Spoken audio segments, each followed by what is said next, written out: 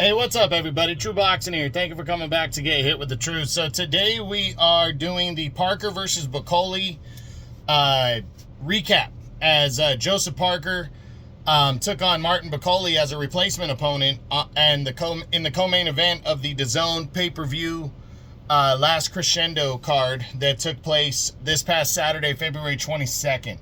Now, before we get into that, if you could smash the like button, leave a comment, or subscribe to the channel, I really do appreciate any and all support that I can get as I continue to build my channel here. So this was it was very disappointing to see Daniel Dubois have to pull out of this fight.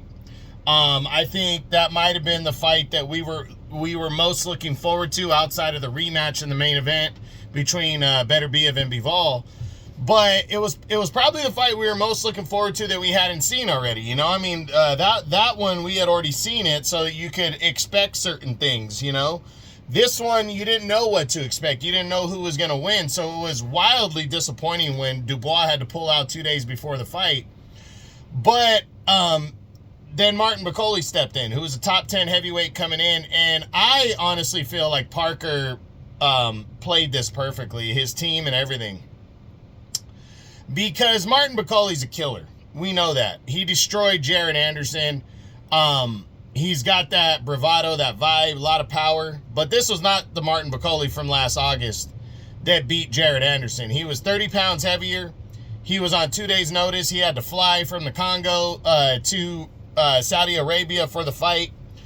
And the thing is those are all facts that probably led to the final result, where Parker just would end up stopping him in 2 rounds to stay on course for a world title shot, either against Dubois or Usyk. But the point is that, he played it perfectly to keep his stock, high, and keep him on everybody's tongue. Because, again, Bakolie being 30 pounds heavier than he was on the night with Jared Anderson, being out of shape, the jet lag from having to fly, not to mention not being able to prepare for a fighter like Parker, those all led to the final result, in my opinion. And Parker, yes, he was not planning for Martin Bakolie, but he was in ready fighting shape.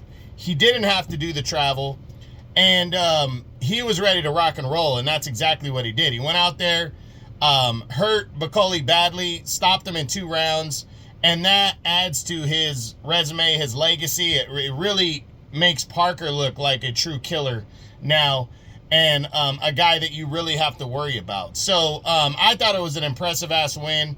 I really have to give Joseph Parker a lot of props for the victory. That was a big one.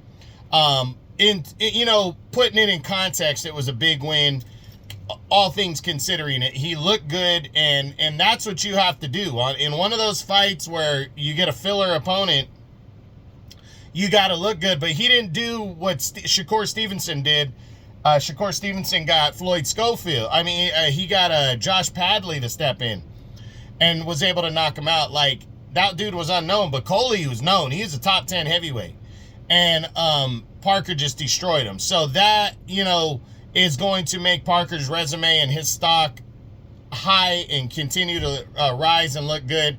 And I was just really impressed with the victory by Joseph Parker. So that's pretty much it. We'll do a what's next on Parker and probably Bakolie next week, and go from there. But that's it. That's what I got. That is my Parker versus Bakolie recap as they collided in the co-main event of the DAZN, the February 22nd Riyadh season DAZN pay-per-view card. I hope you enjoyed the video. If you did, smash the like button, leave a comment, or subscribe to the channel.